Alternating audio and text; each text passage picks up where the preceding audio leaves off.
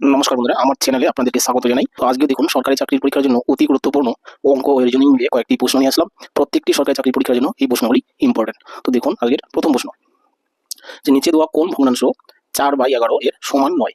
অর্থাৎ এই চারটি অপশনের মধ্যে প্রায় তিনটি অপশন সমান হবে আর একটি অপশন সমান হবে না, সেটি কোনটি?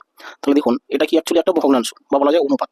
কি আছে? 4/11। তো এই 4/11 আমরা এই অনুপাতটাকে আমরা উপরে এবং নিচে একই সংখ্যা দিয়ে গুণ করে ছোট বা ভাগ করে বড় বানাতে পারি। তো প্রথমেই দেখুন, আমি কি করব, 8 দিয়ে গুণ করবো। ঠিক আছে, উপরেও 8 দিয়ে গুণ করবো, নিচেও 8 দিয়ে গুণ করবো। তাহলে কত পাচ্ছি দেখুন, 4 8 উপরে পাচ্ছি 32 আর নিচে 8 11 88, অর্থাৎ 1 নম্বর অপশন, তাই না? 32/88, অর্থাৎ এটা সমান।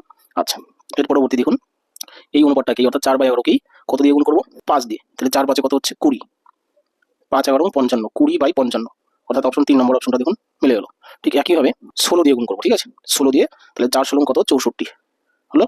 আবার 16 দিয়ে যদি 11কে গুণ করি, 6 11 66, 6 11 11 আর 4 17, তাহলে 64/176, অর্থাৎ 4 নম্বর অপশন। অর্থাৎ এই তিনটি অপশনই দেখুন 4/11 সমান। কিন্তু অপশন 2, ঠিক আছে, এটা কিন্তু 4/11 সমান হবে না, অর্থাৎ কোনো সংখ্যা দিয়ে গুণ করলে কিন্তু এটা হবে না। সেই হিসাবে অপশন 2 কিন্তু উত্তর।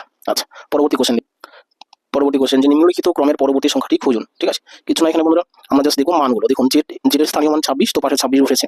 এক্স এর স্থানীয় মান 24, পাশে 24 বসেছে। ভি এর স্থানীয় মান কত? 22, পাশে 22 বসেছে। তাহলে দেখি 26 24 22 2 2 করে কমেছে। তাহলে 22 এর পরে এখানে কত হবে? 20 হবে। এবার 20 কোন সংখ্যার স্থানীয় মান? টি এর স্থানীয় মান হচ্ছে 20, অর্থাৎ T20, তাই না? তাহলে টি এর স্থানীয় মান হচ্ছে 20, তাহলে টি এর স্থানীয় মান 20, অপশন 4 দেখুন উত্তর। ঠিক আছে। আচ্ছা, পরবর্তী কোশ্চেন দেখুন, অমিলযুক্ত পদটি বাছো। এখানে দেখুন, যদি আমরা মানগুলো হিসাব করি, যে এর স্থানীয় মান 1, এর পাস, আয়ের 9, এর পাস, অর্থাৎ এখানে দেখুন যা মান হয়েছে তাই বসেছে। সব জায়গাতে তাই দেখবেন যে যা যা মান আছে স্থানীয় মান সেটাই বসেছে। কিন্তু বন্ধুরা, অপশন এ এটাই কিন্তু আলাদা। কেন আলাদা? কারণ এই এ ই আই ই এই প্রত্যেকটা বর্ণ বন্ধুরা ভাওয়েল, আর কোনো জায়গাতেই প্রত্যেকটা বর্ণ দেখুন ভাওয়েল নেই, কোনো না কোনো কনসোনেন্ট রয়েছে। সেই হিসাবে অপশন এ, অর্থাৎ এখানে 3 নম্বর অপশন কিন্তু উত্তর। ঠিক আছে। আচ্ছা, এরপরে লাস্ট কোশ্চেন কি আছে দেখুন, একটা সরল অঙ্ক রয়েছে। তো এটা আমরা লিখে করবো না, ডাইরেক্ট করার চেষ্টা করবো। সবার আগে আমরা ফার্স্ট ব্র্যাকেটের ভিতরে কাজটুকু করতে পারি, মানে ভাগের কাজ আগে। তাহলে 12 দিয়ে যদি 36কে ভাগ করি কত হবে? 3 হবে। সেই 3 এর সাথে 4টি কোন অবস্থায় আছে, অর্থাৎ 3 4 12 পেয়ে গেলাম। এখানে কত পেয়ে গেলাম? 12, -12, এই যে মাইনাস চিহ্ন আছে।